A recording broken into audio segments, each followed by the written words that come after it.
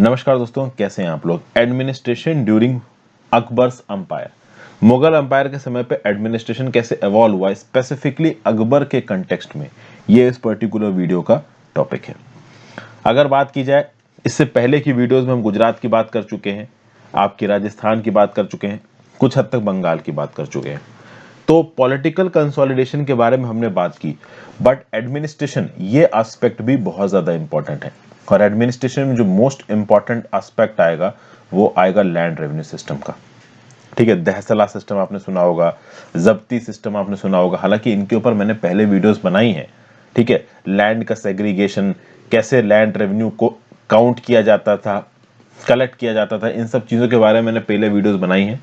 ठीक है ना। आप जैसे फॉर एग्जांपल अगर आप दहसला सिस्टम मेरे नाम के साथ सर्च मारेंगे, या जब्ती सिस्टम मेरे नाम के साथ सर्च मारेंगे, या तोदरमल बंदोबस्त मेरे नाम के साथ सर्च मारेंगे, आपको बहुत सी वीडियोस मिल जाएंगी। पुरानी है, थोड़ा सा हो सकता है साउंड क्वालिटी अच्छी ना हो उस वीडियोस में, हो सकता है कि वीडियो की क्वालिटी इतनी अच्छी ना हो, बहुत साल पहले की वीडियोस हैं, बट कंटेंट आपको अच्छा मिलेगा, आप चाहो तो देख सकते हो। यहां पे भी डिस्कशन हो ही रहा है। तो अगर बात की जाए तो जब गुजरात को जीत लिया अकबर ने, तो फिर अकबर ने थोड़ा एडमिनिस्ट्रेटिव प्रॉब्लम, क्योंकि देखिए जीतना एक अलग बात होती है और जीतने के बाद उस साम्राज्य को चलाना ये एक अलग बात होती है। शेर शाह सूरी ने जिस प्रकार के एडमिनिस्ट्रेटिव सिस्टम को यहाँ पे स्टैब्लिश किया था, वो थोड़ा बहुत कंफ्यूजन आ गया था उस एडमिनिस्ट्रेटिव सिस्टम में। और सबसे खास बात ये थी कि शेर शाह के बाद उसका बेटा बैठा गद्दी में इस्लाम शाह ने भी थोड़ा बहुत सिस्टम को ठीक रखा। इस्लाम शाह के बाद चीजें गड़बड़ा गई थी। तो अब सूरी वंश खत्म हो चुका था, हुमायूं मर चुके थे, अकबर को देखना था एडमिनिस्ट्रेशन। अकबर को सब कुछ फ्रेश तरीके शुरू करना पड़ा, और इमीडिएटली उसने शुरू नहीं किया। ऑब्वियस सी बात है, शुरू में उसने थोड़ा पॉलिटिकल कंसोलिडेशन किया और धीरे धीरे उसने एडमिनिस्ट्रेशन को यहाँ पे इवॉल्व किया। सबसे इंपॉर्टेंट चीज थी लैंड रेवेन्यू एडमिनिस्ट्रेशन। क्योंकि देखिए किसी भी साम्राज्य के लिए अगर मिलिट्री से भी कोई बहुत ज्यादा इंपॉर्टेंट चीज है तो वो है फाइनेंसेस। जब तक पैसा नहीं होगा तब तक आर्मी का खर्चा कैसे उठाओगे। आज की डेट में इंडिया चाइना के वॉर में भी इंडिया भले ही चाइना को मिलिटरीली compete कर सके, मतलब थोड़ा बहुत टक्कर दे सके, लेकिन फाइनेंसेस में इंडिया चाइना के सामने कमजोर पड़ जाता है।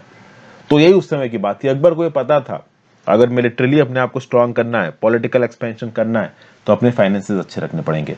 और फाइनेंसेस के लिए लैंड रेवेन्यू एडमिनिस्ट्रेशन को अच्छा रखना पड़ेगा। कैसे टैक्स वसूलना है लोगों से, उस पर अच्छा काम करना पड़ेगा। और मेन टैक्स जो आता था उस समय पे वो एग्रीकल्चरल प्रोड्यूस पे आता था। शेर शाह सूरी ने अपने समय पे एक क्रॉप रेट को तय किया था, जिसको बोलता था रे। तो पर्टिकुलर लैंड के ऊपर कितनी प्रोडक्टिविटी है, उसके हिसाब से कितना पैसा वसूला जाएगा, इसका एक centralise schedule of prices release किया जाता था शेर शाह सूरी के दौरान।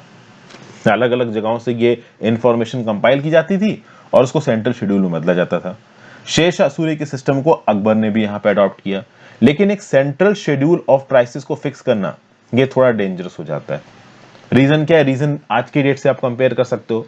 अगर आप मान लो उत्तर प्रदेश के फैजाबाद के किसी गांव के पास रहते हो, तो वहां पे जो आपकी लिविंग कॉस्ट होगी, और वहीं आप दिल्ली मुंबई जैसे शहरों में आके रहने लगो तो यहाँ पे जो लिविंग कॉस्ट होगी, फर्क है ना दोनों में। शहरों में लिविंग कॉस्ट होती है ज्यादा, गांव में लिविंग कॉस्ट होती है कम।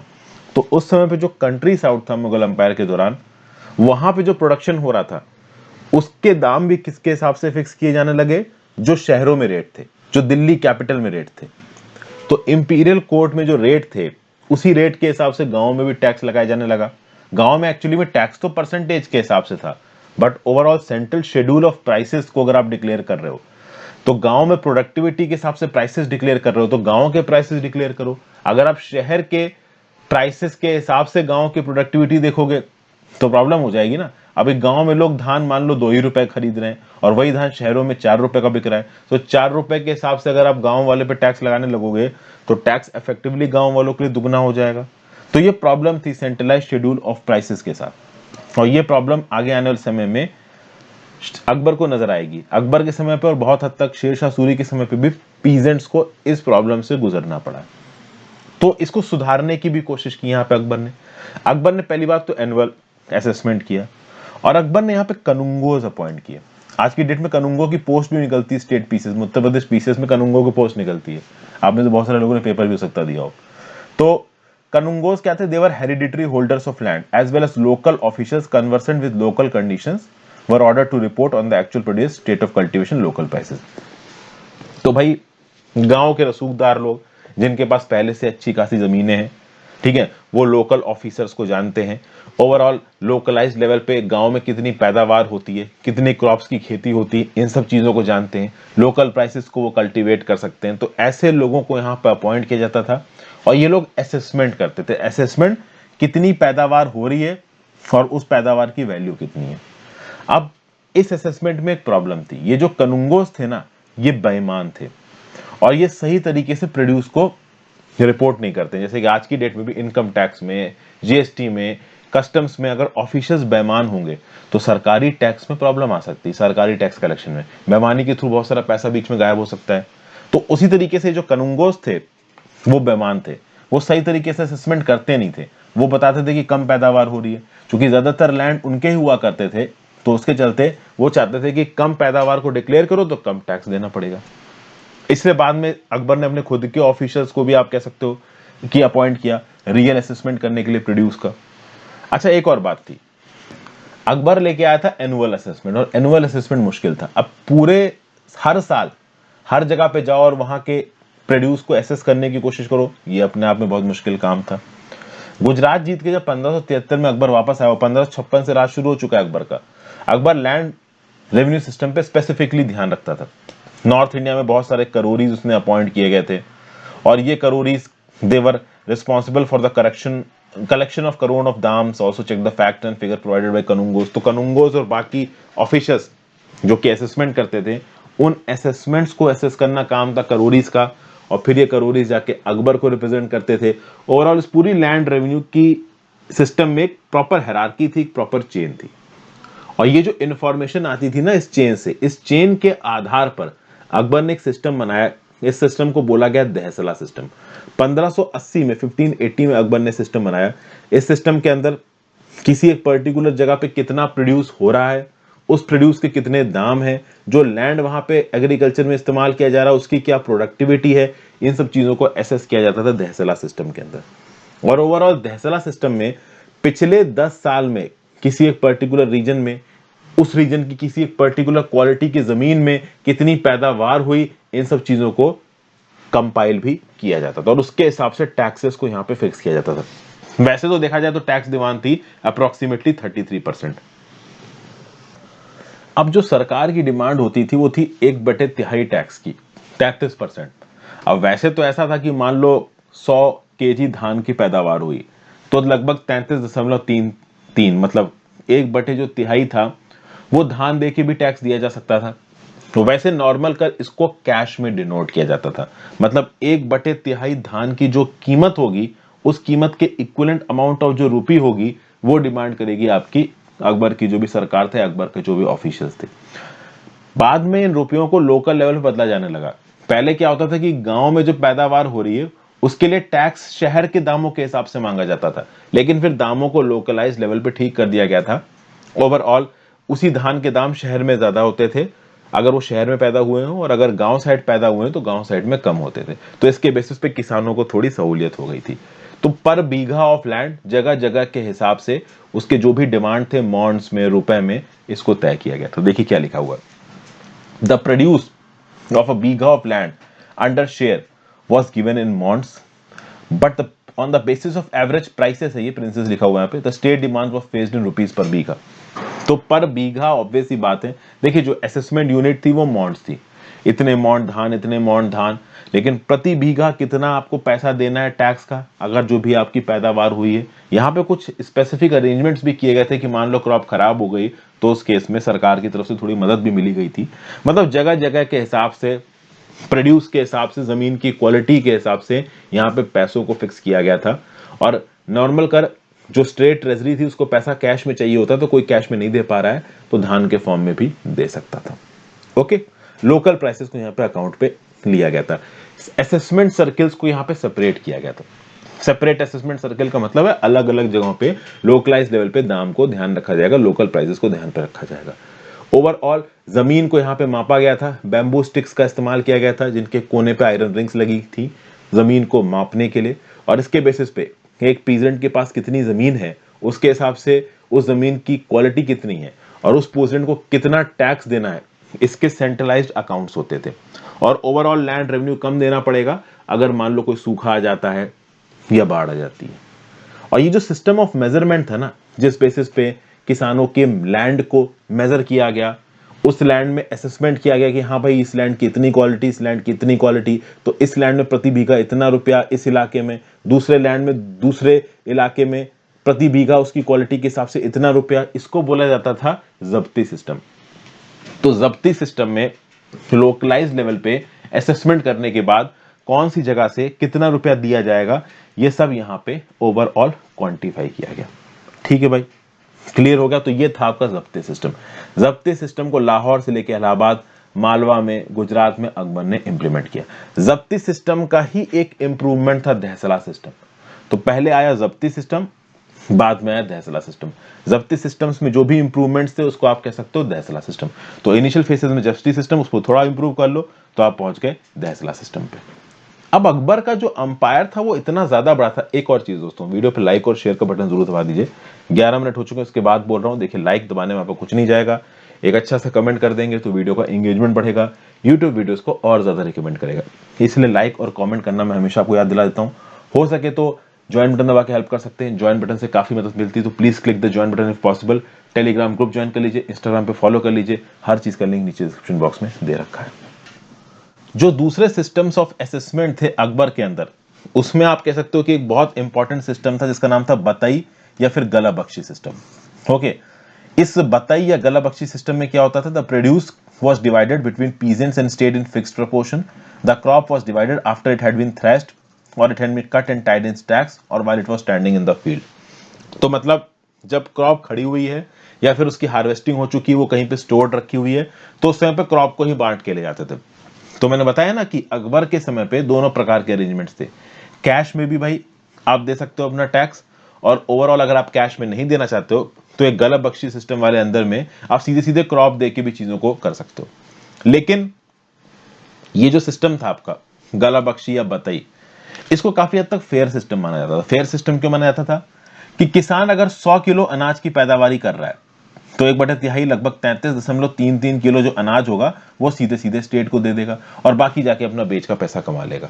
लेकिन बाकी जहां पे कैश में देना है आपको टैक्स, वहां पे क्या होगा कि अब 100 किलो को आपने बेचा मार्केट में, अब मार्केट में आपने कितने रुपए में बेचा, इस असेसमेंट की ताकत होती थी सरकारी ऑफिशियल्स के पास। अक्सर कर किसान थे वो शिकायत करते थे कि सरकारी ऑफिशियल्स असेसमेंट में ग्रेन्स के दाम ज्यादा लगाते हैं। तो एक्चुअली में 33% से इफेक्टिवली ज्यादा टैक्स देना पड़ जाता था किसानों को, क्योंकि दाम के असेसमेंट में फर्क आ जाता था। तो एक्चुअली में किसान को अपने ग्रेन्स बेच के कितना पैसा मिला और सरकार ने कितना पैसा कैलकुलेट किया असेसमेंट के समय पर टैक्स का, इन दोनों चीजों में अगर वेरिएशन आ गया तो किसानों की जेब से 1/3 से ज्यादा टैक्स निकल जाता था। लेकिन गला बख्शी सिस्टम में पूरी की पूरी क्रॉप ही 1/3 उठा के दे दी तो चीजें ठीक थी। लेकिन गला बख्शी सिस्टम में एक आर्मी ऑफ ऑनेस्ट ऑफिशियल्स चाहिए थी। एक्चुअली में कितना अमाउंट ऑफ क्रॉप पैदा हो रहा है इसको सही से एसेस करना बहुत जरूरी था। तो अगर करप्ट ऑफिशियल खड़ा है जाके असेसमेंट के समय पे, तो वो किसानों को भी परेशान कर सकता है और जो मुगल ट्रेजरी थी उसका नुकसान भी कर सकता है। ठीक है। अच्छा, बतई में इन काइंड और कैश भी दे सकते थे। हालांकि स्टेट कैश प्रेफर करता था, बट बतई सिस्टम के अंदर, गला बख्शी सिस्टम के अंदर किसान क्या है कि अपनी क्रॉप को एज इट इज भी दे सकते हैं, इन कैश भी दे सकते हैं, बट इन कैश में उनका बेचा जाना बहुत जरूरी है। अभी बेचे जाने के लिए ऑब्वियस सी बात है असेसमेंट वाली पुरानी प्रॉब्लम्स आनी शुरू हो जाएंगी। लेकिन बतई की एक बहुत अच्छी बात थी कि भाई इन काइंड भी आप ले जा सकते हो, इन काइंड भी आप दे सकते हो। बाकी जो जब्ती और दहसला सिस्टम चल रहे थे उनमें ज्यादातर केसेस में कैश में ही ली जाती थी टैक्सेस की पेमेंट, कुछ जगहों पे इन काइंड भी ली जाती थी। इन काइंड मतलब पूरी क्रॉप ही दे दिया आपने टैक्स की तरह, और कैश मतलब क्रॉप बेच के जो पैसा आया वो दिया। तो कैश में जहां पे भी पेमेंट होती थी टैक्स की, वहां पे असेसमेंट की प्रॉब्लम आती ही आती थी।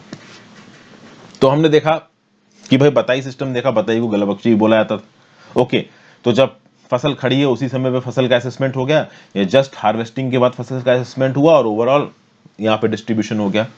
दूसरा, मैंने जब्ती और दहसला की बात की। जब्ती दहसला आप कह सकते हो, जब्ती का एवोल्यूशन दहसला के फॉर्म में हमारे सामने आया। अच्छा, कुछ ऐसे क्रॉप्स थे जहां पे अकबर का एडमिनिस्ट्रेशन कैश में ही मांगता था टैक्स, जैसे कॉटन, कपास, indigo, oilseed, sugarcane. इसमें से भाई अकबर के एडमिनिस्ट्रेशन का बोलना था कि हमें टैक्स कैश में ही चाहिए, इनको बोला जाता था कैश क्रॉप्स। ओके, एक और सिस्टम था अकबर के समय में जिसको बोला जाता था नसाक system. What was this Nasak system? It was a rough calculation of the amount payable by the peasant on the basis of what he had been paying in the past. मतलब पहले पास्ट में एक peasant कितना tax पे कर रहा है उसके हिसाब से एक रफ कैलकुलेशन किया जाता था और ये बताया जाता था कि भाई पीजेंट के द्वारा कितना अमाउंट पेबल है। मतलब समझिए, some modern historians think that it was a mere system of merely computing the peasants' past dues, not a different system of assessment. मतलब कि पहले के समय पे किसान ने कितना टैक्स दिया है तो उसके असेसमेंट के आधार पे एक मोटा माटी फिगर आपने निकाल लिया कि इस साल उसको कितना टैक्स देना है। पहले उसने जितना टैक्स दिया, या पहले के सालों में जो भी उसके फील्ड का असेसमेंट हुआ है उसके हिसाब से एक रफ एस्टिमेशन ले लिया और इस साल के टैक्स को डिवाइस कर दिया, अप्रेज कर दिया। ये होता था आपका नसाक सिस्टम के अंदर। ठीक है भाई, तो ये चीज थी भाई।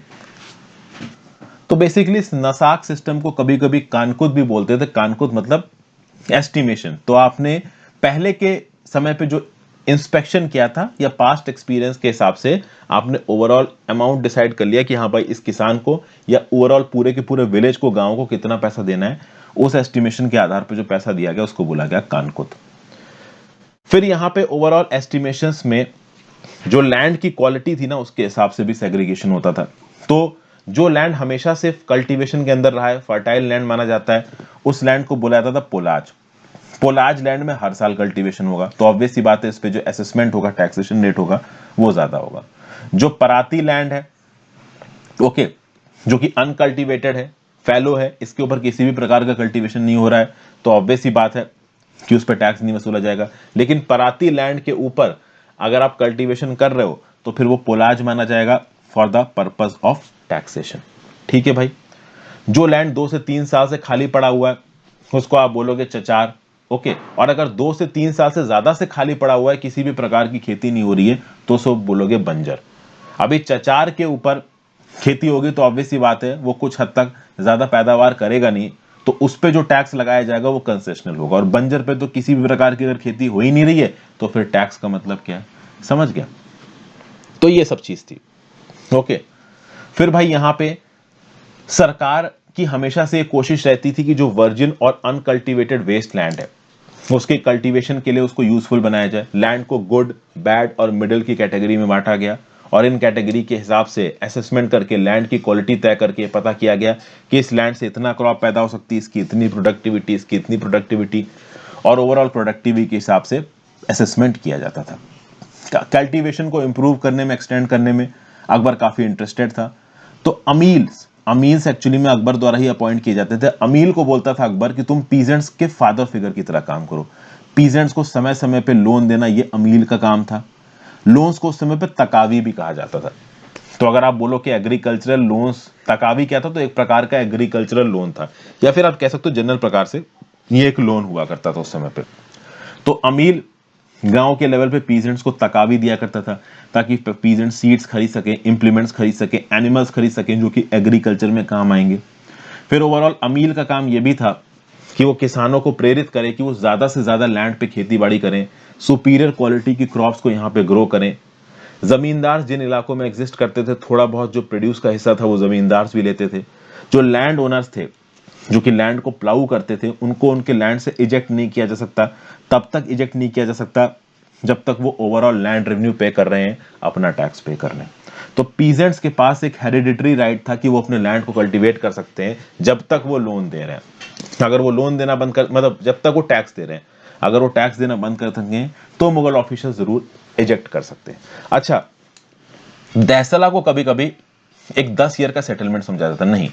पिछले 10 साल में लोकल लेवल पे जमीन के असेसमेंट के दौरान क्या एवरेज टैक्स रेट रहे हैं उसके हिसाब से टैक्सेस लगाया जाता था। पर इसका मतलब ये नहीं है कि दैसला 10 साल के लिए फिक्स था, ऐसा कुछ भी नहीं है। दैसला परमानेंट सिस्टम नहीं था। मुगल ऑफिसर्स और सम्राट अपने हिसाब से दहसला की अंदर की कंडीशंस को बदल सकता था कभी भी। और ये जो दहसला वाला सेटलमेंट था, ओवरऑल जब्ती सिस्टम का ही इंप्रूवमेंट था दहसला। तो कहीं जब्ती लिखा होता है, कहीं दहसला लिखा होता है। तो ये सिस्टम आप कह सकते हो कि मुगल एम्पायर 17वीं शताब्दी तक चला है। और 1707 में आपको पता है कि औरंगजेब की मृत्यु होगी। तो ओवरऑल औरंगजेब के समय तक, ठीक है ना, क्योंकि जो 17वीं शताब्दी है वो 1699 में 1700 में खत्म होगी, तो तब तक ये जो ओवरऑल सिस्टम था एडमिनिस्ट्रेशन का, जो अकबर के समय पे इंट्रोड्यूस हुआ था, वो औरंगजेब के समय तक चला है। जब्ती सिस्टम को राजा तोदरमल सिस्टम का तोदरमल बंदोबस्त भी कहा जाता है। तोदरमल एक ऐसा ऑफिसर था जिसने शेर शाह सूरी के एडमिनिस्ट्रेशन में काम करके ट्रेनिंग ली थी और बाद में वो अकबर के अंदर का एक रेवेन्यू ऑफिशियल बना। बड़ा जबरदस्त इंसान था। ऐसे बहुत से लायक रेवेन्यू ऑफिसर्स अकबर के अंदर काम करते थे। तो ये था एडमिनिस्ट्रेशन का सिस्टम। इसके बाद भाई मनसबदारी सिस्टम के बारे में बात करेंगे। मनसबदारी का क्या कंसेप्ट था, आर्मी को कैसे मनसबदारी के हिसाब से ऑर्गेनाइज किया गया, इन सब चीजों को मैं नेक्स्ट वीडियो में बताऊंगा। Thank you for watching friends. Video को ज्यादा से ज्यादा लोगों के साथ शेयर करिए। इंस्टाग्राम पे फॉलो कर सकते हैं, टेलीग्राम ग्रुप ज्वाइन कर सकते हैं, हर चीज का लिंक नीचे दिया हुआ है। Good bye.